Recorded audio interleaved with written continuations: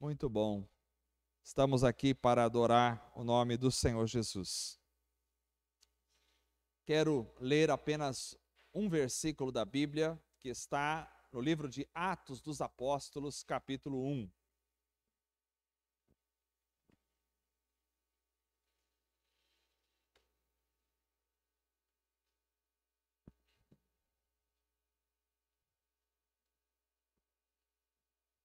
Atos dos Apóstolos, capítulo de número 1.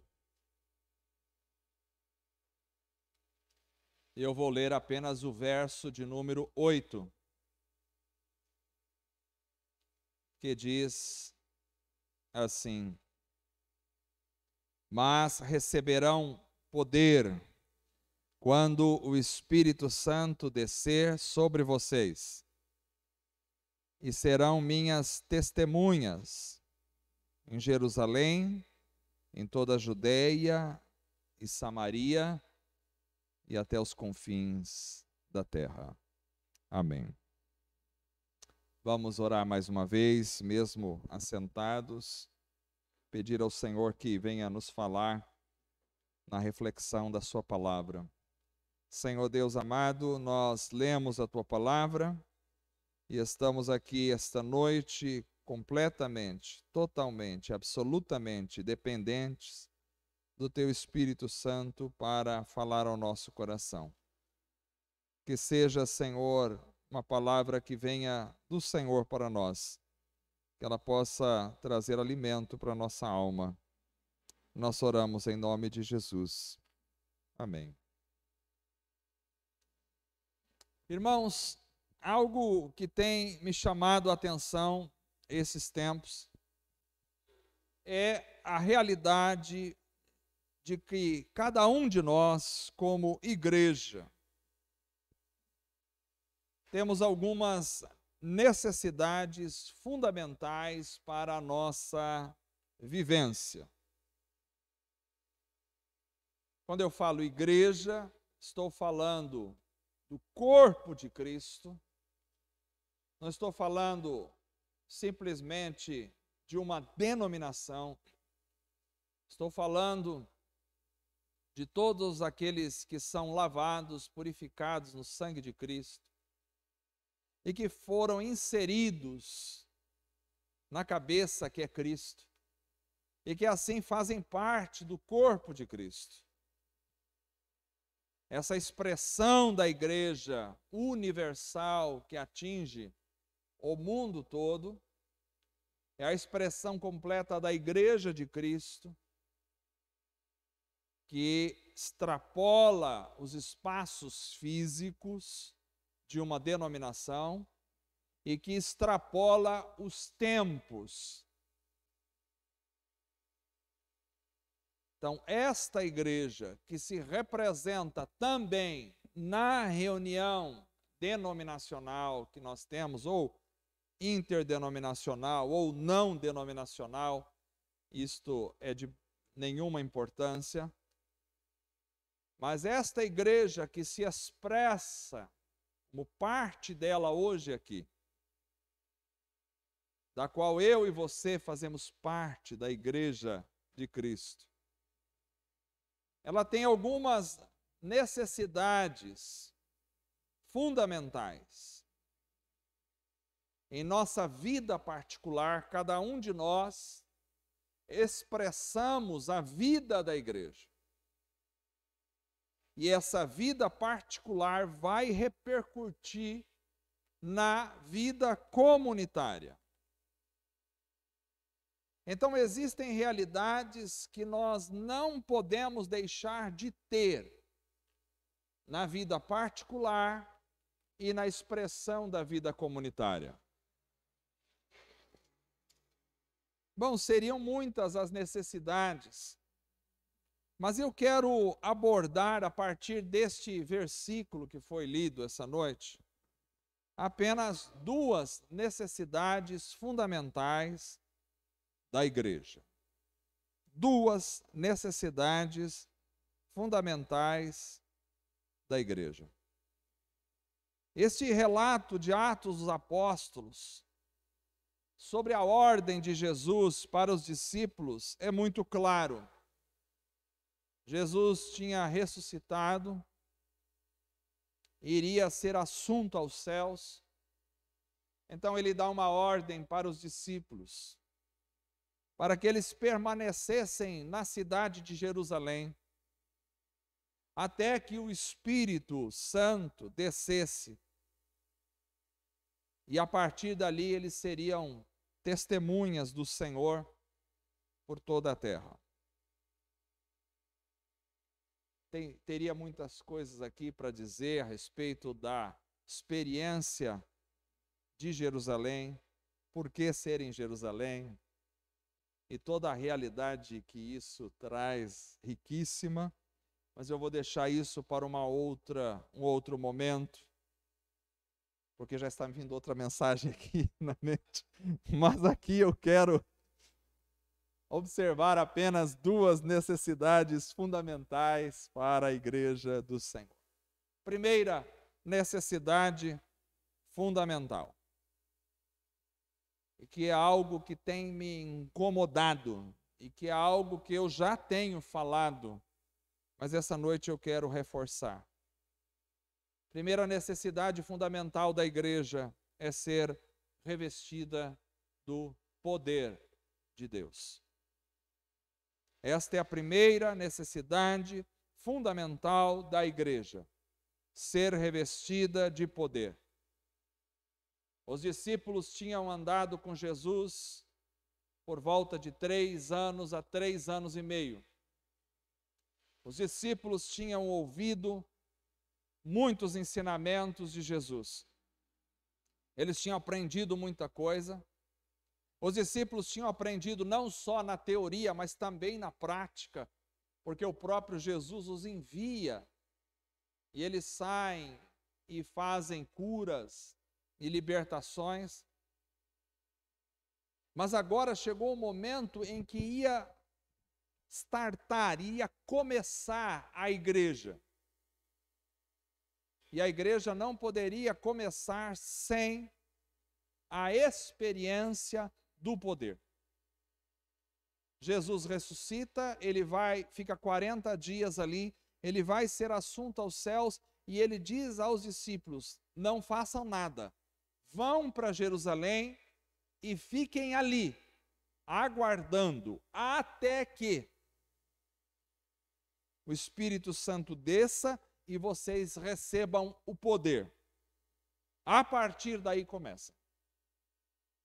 Esta é uma ordem fundamental, este é um princípio básico de que a igreja só se sustenta se houver o poder de Deus.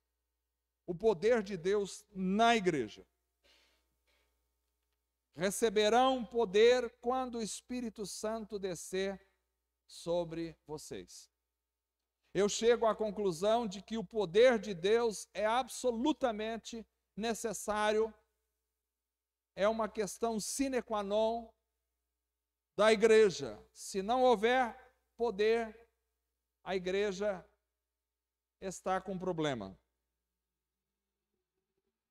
A igreja começa no poder e precisa ser mantida no poder. Porém, nós temos um quadro diferenciado hoje, a meu ver, no mundo. Infelizmente, nós vivemos em dias de absoluta ausência do poder. Em geral, os cultos são realizados de forma muito elaborada, alguns fantasiosos, outros muito iluminados, alguns parecidos com show, outros com espetáculo, outros ritmizados, outros metódicos, mas a verdade é que a grande maioria dos cultos são realizados sem o poder de Deus.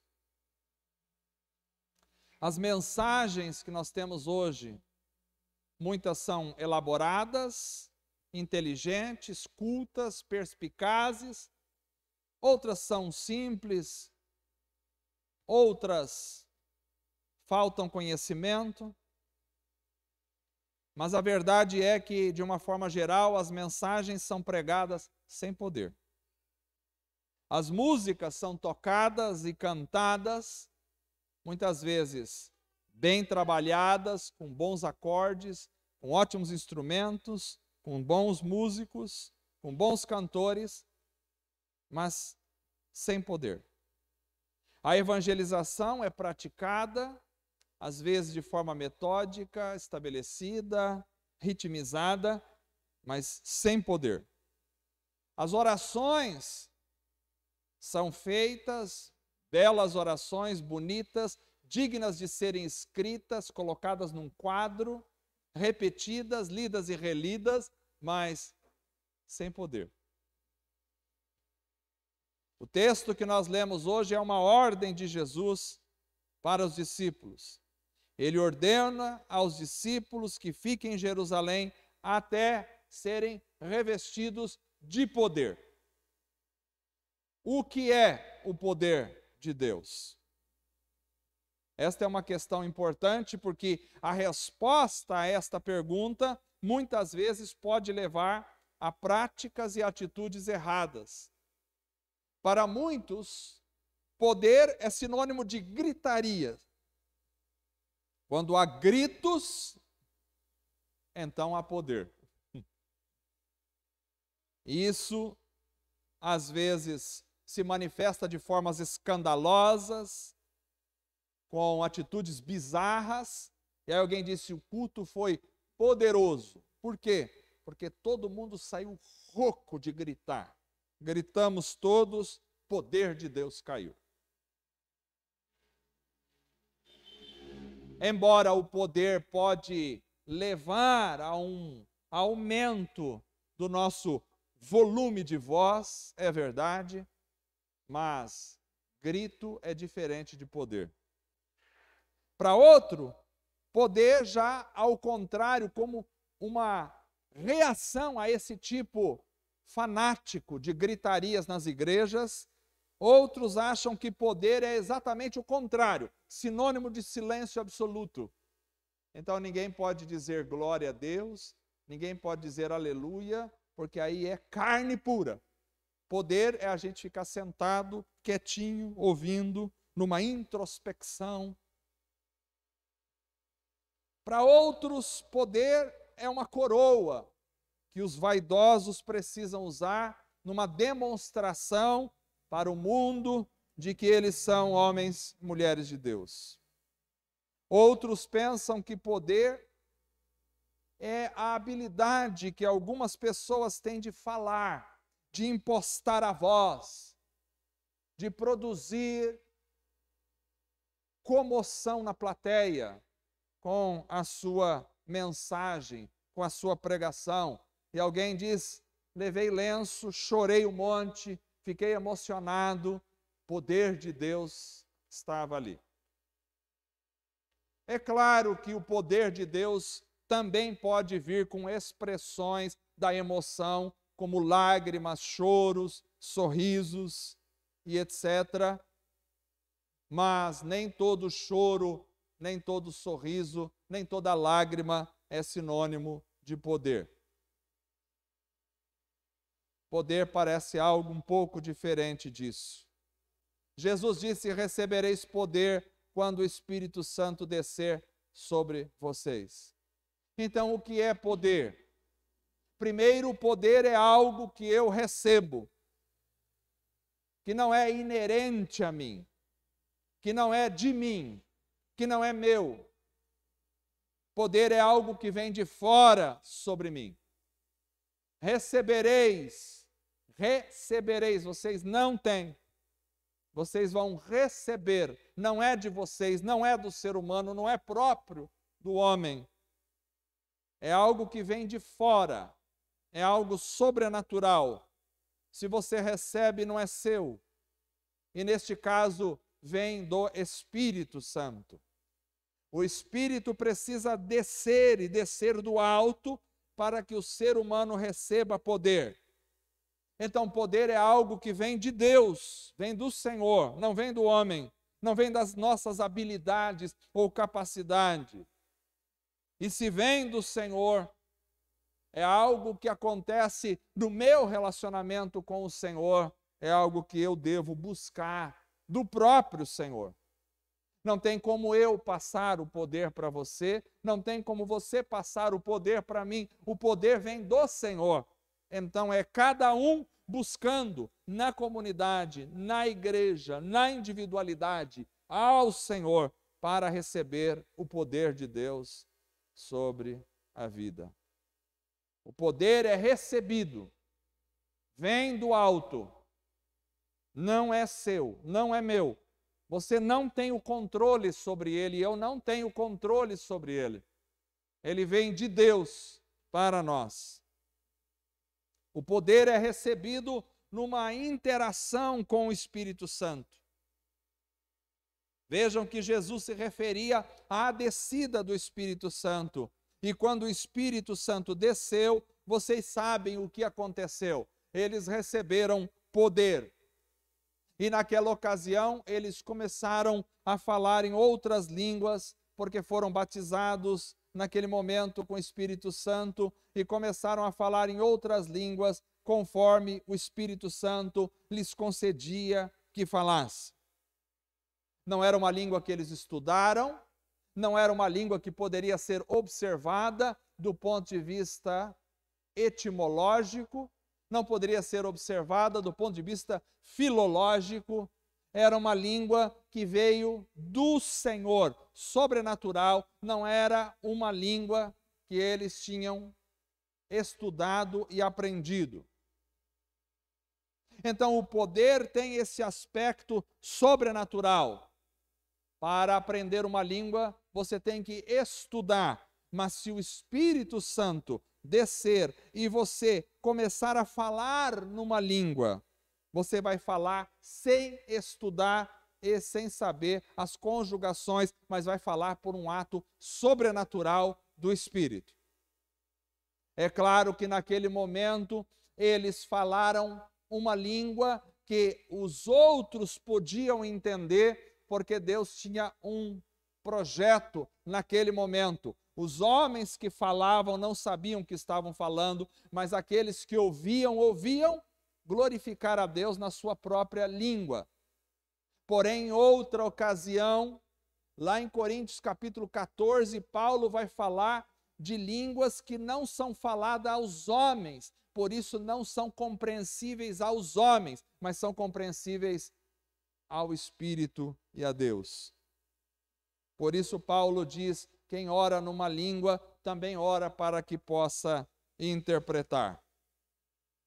Então é interessante que eles receberam essa ação sobrenatural de Deus na vida. E começaram a falar em línguas estranhas para eles.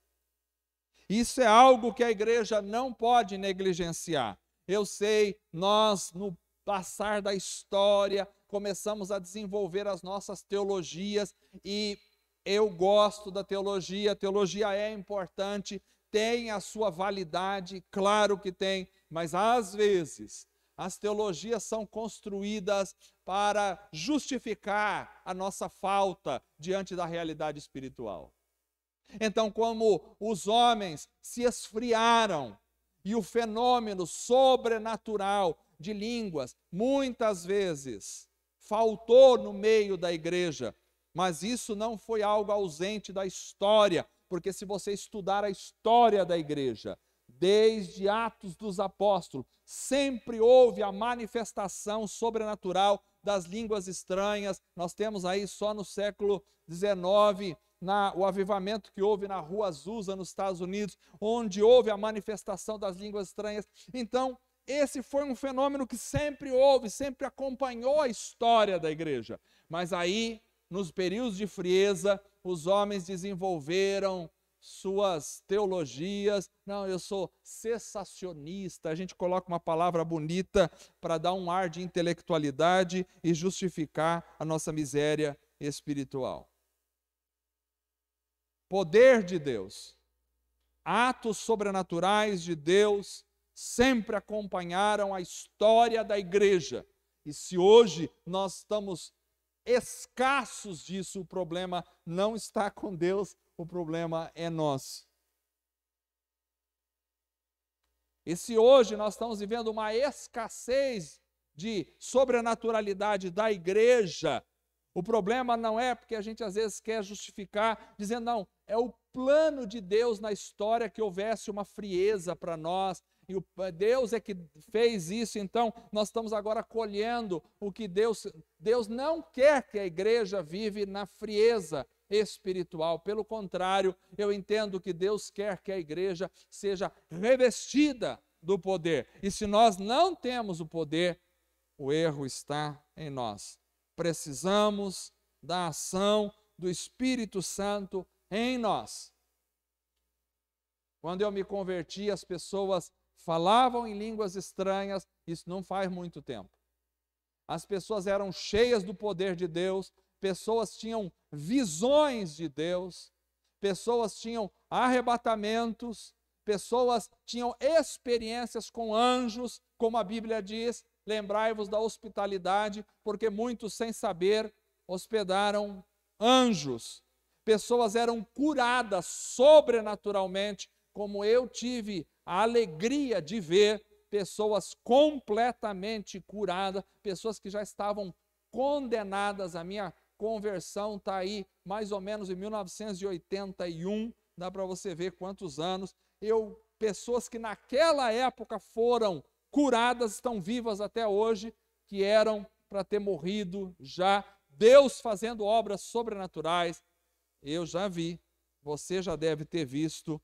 Então, se vivemos uma frieza, a culpa está só em nós. Deus quer se revelar sobrenaturalmente na igreja. O que nós fizemos é transformar, não nós aqui, eu falo no geral, transformar aquilo que deveria ser a ação do Espírito Santo, a graça e a comunhão de Deus, o poder de Deus na reunião da igreja, em uma reunião assim mais legalzona, mais do bate-papo, mais da conversa, e sem a expressão do poder. A gente diz, é isso aí que Jesus quer, é dessa forma que se reunia a igreja primitiva. Não é dessa forma. A igreja primitiva se reunia com manifestações de poder de Deus, de todas as formas. Não só de cura, não só de arrebatamento, não só de expressão de anjo. Tem lá um Paulo que de repente aparece um anjo para ele e fala alguma coisa. Tem lá um Filipe, de repente o anjo arrebata, leva para um outro lugar e ele começa a pregar o evangelho para um homem. De repente o anjo, o Espírito do Senhor tira ele dali e leva para outro lugar. Nós temos uma expressão abundante, riquíssima do poder de Deus na igreja, inclusive expressão do juízo de Deus na igreja, quando Ananias e Safira entram diante da igreja e contam uma mentira e caem mortos aos pés do apóstolo. A expressão do poder de Deus sempre acompanhou a igreja. O que é poder de Deus? Poder de Deus é a presença de Deus em meio a nós. Poder de Deus é a expressão da presença confortante de Deus no coração da igreja. Poder de Deus é a presença impactante de Deus na vida de uma pessoa. Quando um pregador tem o poder de Deus na sua vida, uma palavra que ele diz causa uma mudança no mundo espiritual de uma vida. Quando uma igreja tem o poder de Deus, quando a gente ora, as coisas acontecem no mundo sobrenatural e espiritual. Poder de Deus é a presença confortante, regeneradora, curadora, salvadora, libertadora, transformadora de Deus na vida de uma pessoa e transmitida a partir dessa pessoa para outros pelo poder do próprio Deus. Poder de Deus é quando a gente tem uma pessoa endemoniada e alguém, pelo poder de Deus, em nome de Jesus, repreende aquele demônio, sai. Poder de Deus é quando uma pessoa entra em um ambiente e muda o ambiente só pela presença dela, porque Deus está nela, está extravasando pelos poros dela. Poder de Deus é quando você olha para uma pessoa e só de olhar para essa pessoa, você já sente um impacto no teu coração, às vezes te leva às lágrimas só de contemplar uma pessoa. Poder de Deus é quando uma pessoa entra em um ambiente e Deus, só pela presença dela, já começa a operar e curar e transformar pessoas que estão ao redor. Poder de Deus é quando alguém está envolto numa enfermidade que não consegue se libertar daquilo, mas através da ação do Espírito Santo, numa oração, aquela pessoa é curada instantaneamente. Poder de Deus é quando você chega num ambiente e as trevas se agitam de alguma forma e já querem sair dali imediatamente. Nós precisamos de poder de Deus na nossa vida. Poder de Deus é quando você fala a palavra e fala com autoridade. Não precisa ser com gritos, não precisa ser com berros, não precisa ser com demonstrações de nada, mas a palavra falada, e aquela palavra entra como uma faca, com um punhal no coração das pessoas e faz a obra que precisa ser feita. Poder de Deus é quando alguém está pregando e a palavra de Deus, e só dele estar pregando, as pessoas estão sendo libertas e curadas no meio da congregação. No geral, como não se tem isso, as pessoas falsificam o milagre, compram o milagre, contratam o milagre. E o milagre, no geral, é sempre assim. É algo que é invisível, que não dá para você. Não, eu tinha um negócio aqui e sumiu agora, mas cadê? Tinha e sumiu, ninguém viu como sumiu, ninguém viu nada. Aí fica naquela dúvida do creio, não creio. É a falsificação do milagre. Que geralmente some um caroço ali, um caroço aqui, que ninguém sabe onde é que estava, que tinha, que não tinha. Eu não estou dizendo que Deus não pode fazer caroço sumir, é verdade, Ele pode. Mas quando os milagres ficam só nessa esfera, dá para desconfiar. Onde está o poder de Deus? Todos nós precisamos ter experiências sobrenaturais com o Espírito Santo. Porque a promessa de Deus, diz Pedro, é para nós.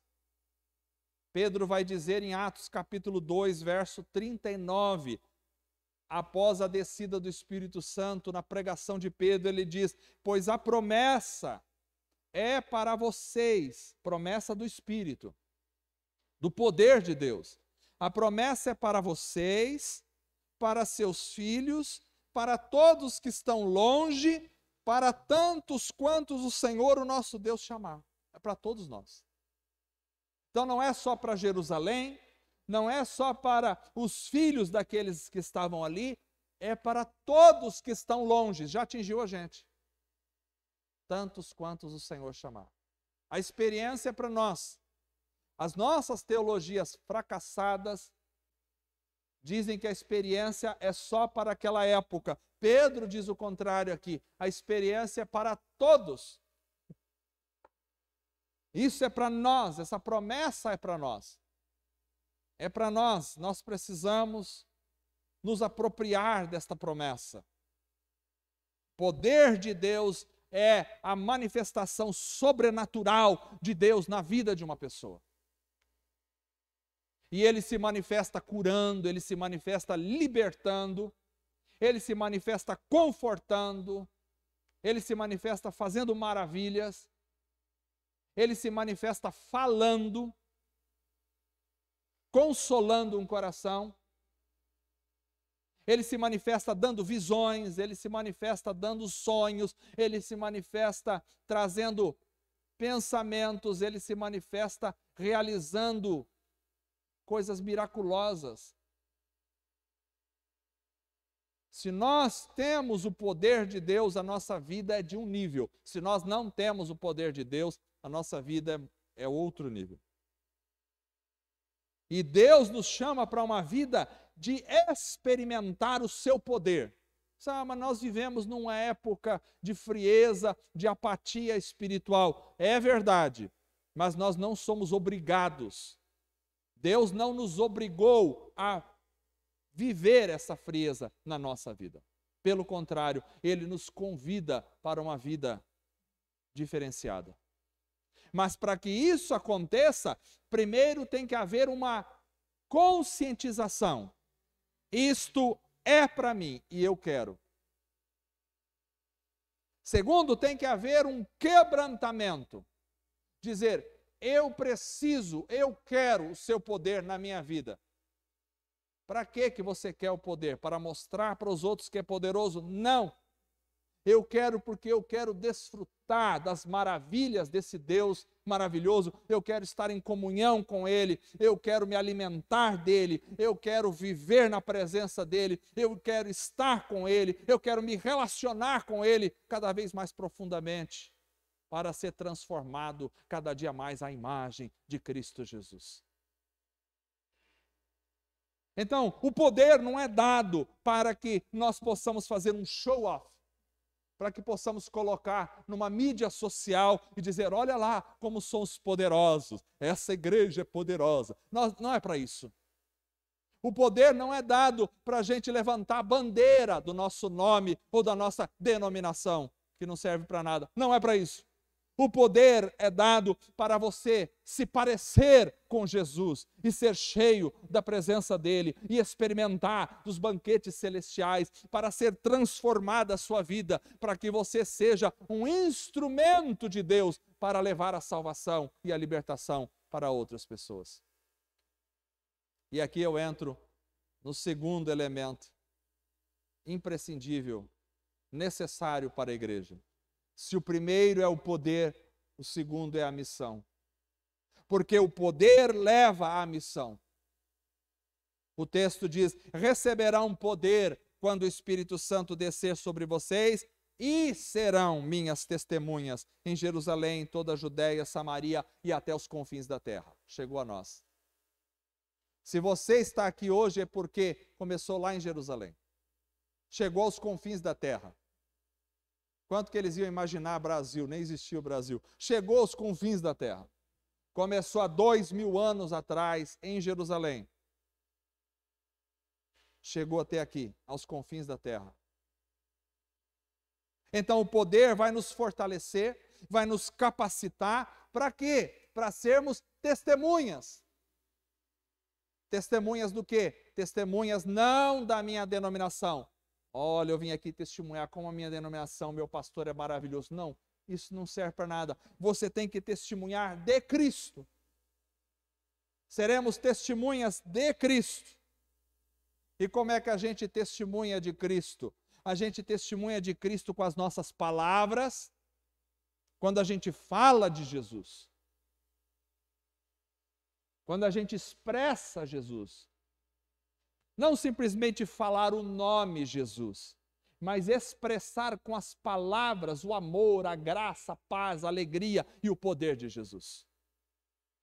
Somos testemunhas quando falamos sobre Jesus, mas também somos testemunhas quando vivemos Jesus.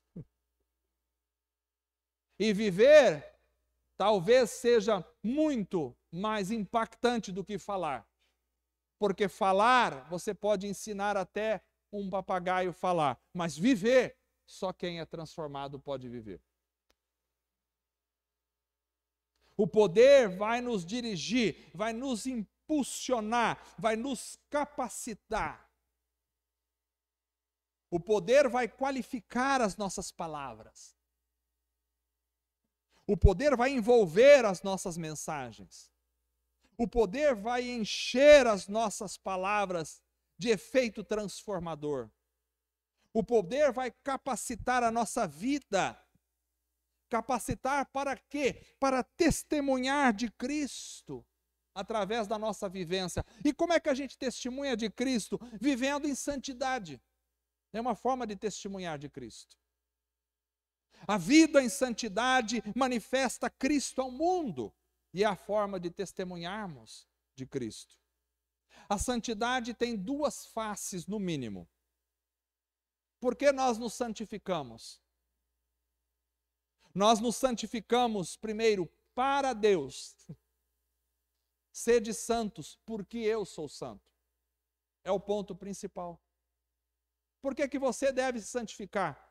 Poderíamos falar sobre a santificação, que tem o aspecto de Cristo nos santificando, que tem o aspecto de nós trabalhando a nossa santificação. Por que que a gente se santifica?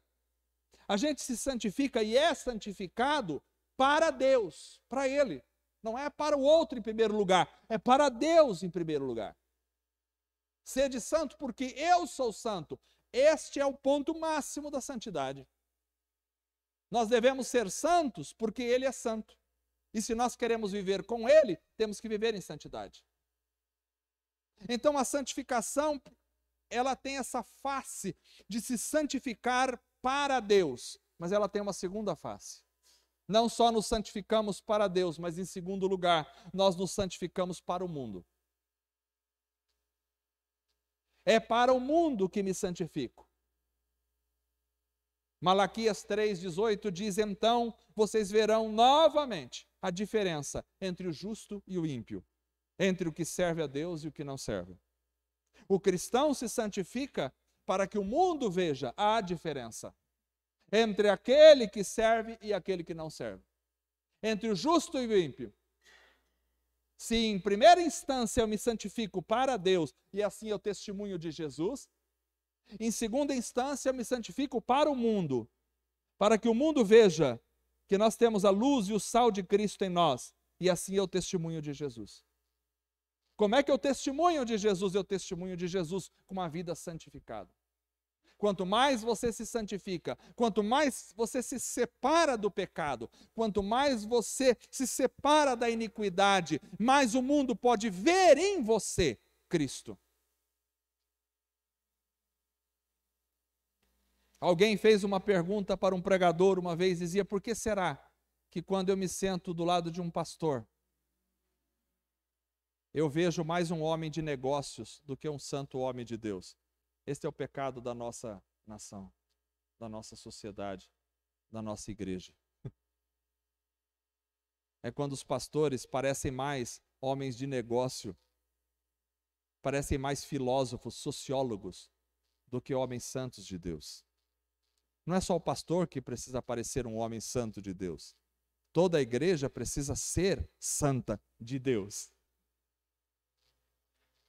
Ao se aproximar alguém de você, mais do que ver suas qualidades e suas habilidades, seja elas em qual área for, ele precisa ver em você a santidade de Cristo.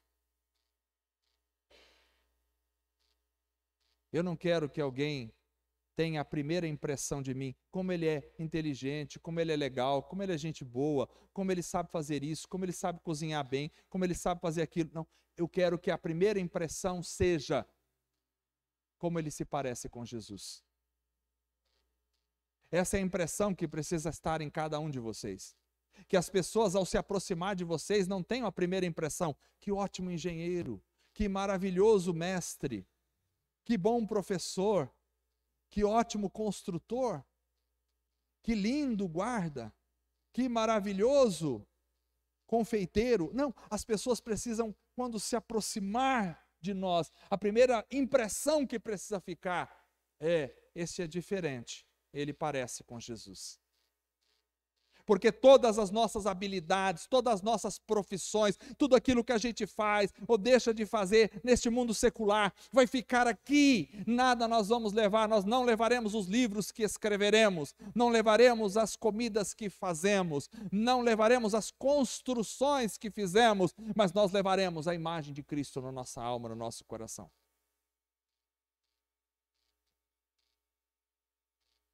Ao morrer, que as pessoas possam se lembrar de você como um homem, mulher de Deus, cheio do Espírito Santo. Cheio do Espírito de Deus. Nós nos santificamos para Deus e para o mundo. Para Deus, porque Deus é santo. E para o mundo, para que o mundo veja que há uma diferença entre o justo e o ímpio. Aquele que serve a Deus e aquele que não serve a Deus. Recebereis poder. O poder precisa estar na igreja. O poder precisa estar em nós. Como é que eu faço para receber o poder? Primeiro, eu preciso me conscientizar. Eu preciso. Eu quero. Eu não tenho o que deveria ter. Eu preciso e eu quero. Segundo, eu devo me abrir para o poder. Senhor, faça em mim. Eu me abro, eu quero ser transformado pelo Senhor. Eu quero ser mudado. Sabe que se você quer o poder de Deus na tua vida, não para impactar os outros, mas para ser cheio da presença do Espírito Santo e viver em comunhão com Ele e assim levar o Evangelho. Se você quer o poder, Deus vai limpar algumas coisas da sua vida. Porque para habitar o poder tem que tirar algumas coisas que são contrárias ao poder.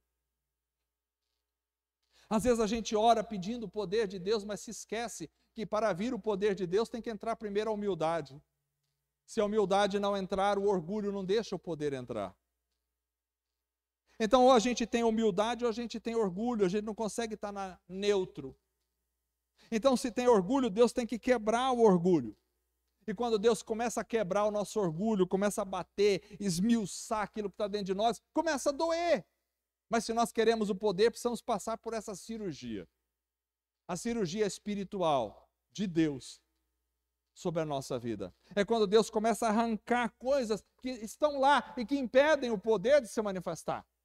Seja o pecado, seja um vício que a gente tem, seja alguma coisa que nós fazemos que desagrada a Deus, seja uma maledicência, um orgulho, uma palavra torpe, sejam os pensamentos maliciosos, sejam as ganâncias da nossa alma, sejam as revoltas, as iras, sejam os rancores do nosso coração, sejam as maledicências dos nossos pensamentos, seja o que for, Deus precisa limpar para que o poder venha.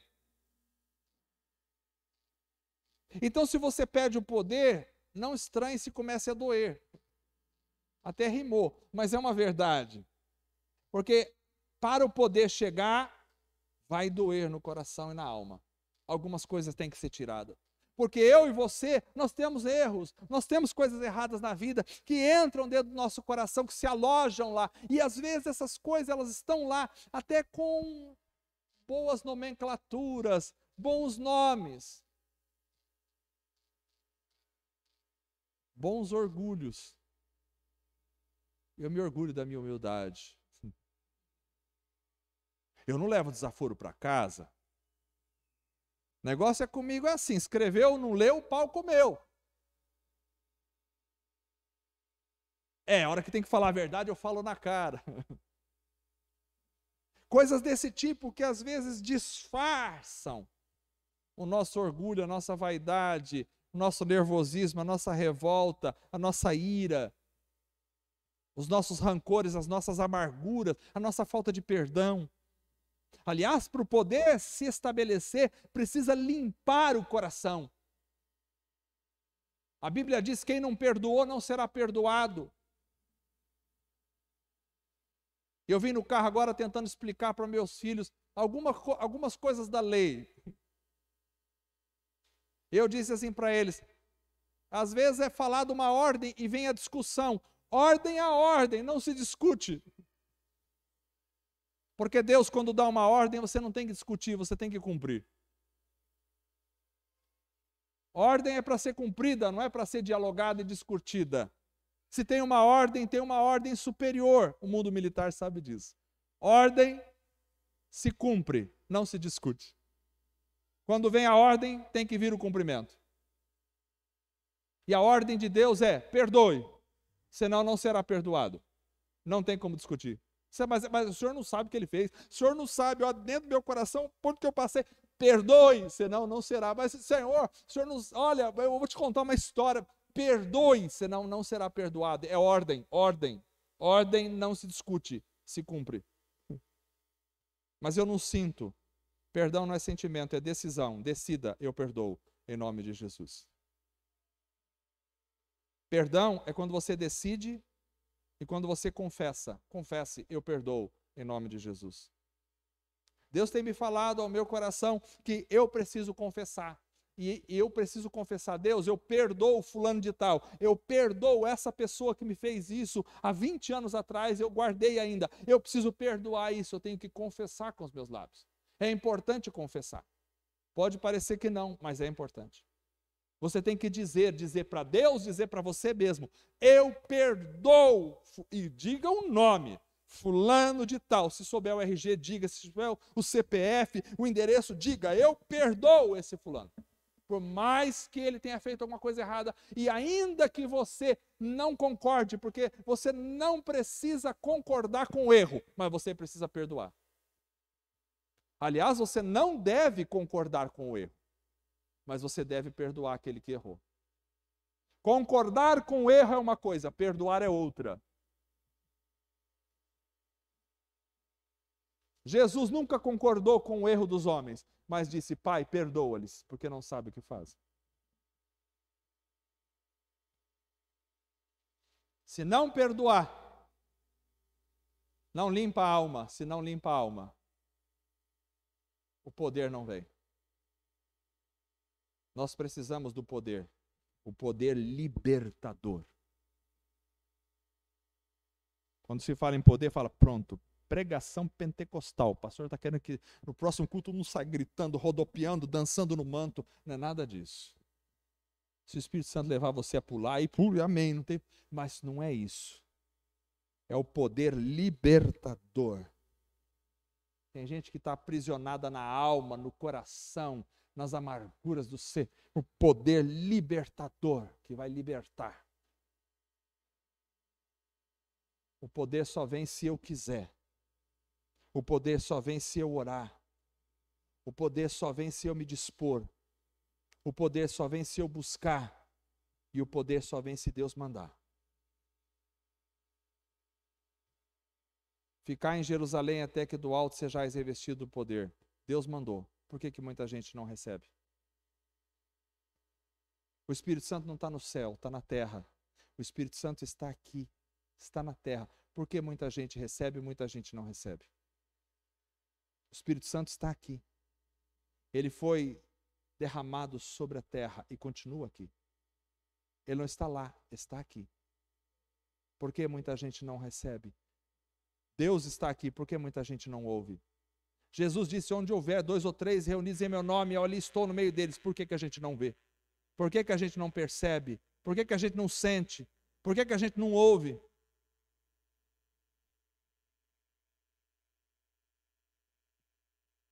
Precisamos do poder. Vamos ficar em pé. Quero orar pelos irmãos. Se você quer este poder na sua vida, eu não posso fazer além de orar.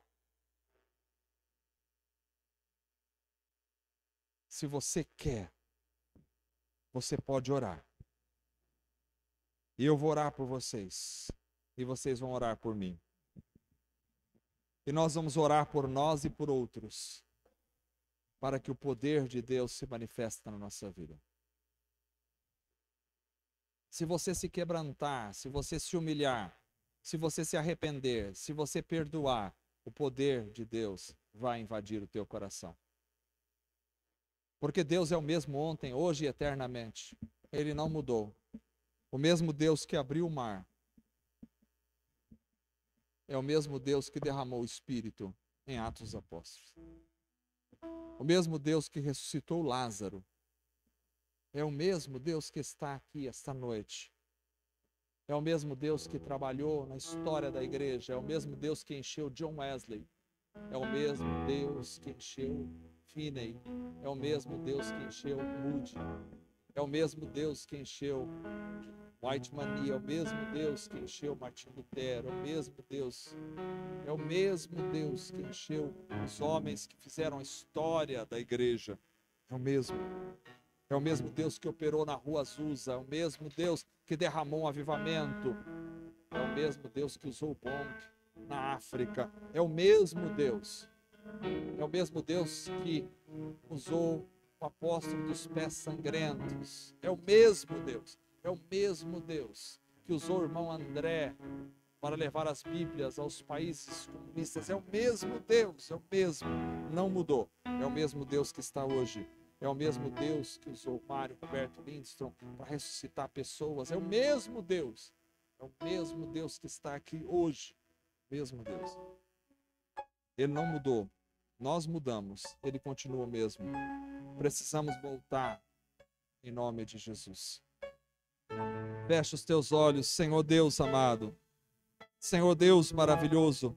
Nós clamamos esta noite pelo poder do alto. O poder não é do homem, o poder não é das forças das trevas, o poder é do Senhor Jesus. E nós clamamos por este poder do Espírito Santo sobre a nossa vida. Clamamos pelo enchimento do nosso coração, da nossa alma, da nossa vida, deste poder de Deus. Nós queremos esse poder.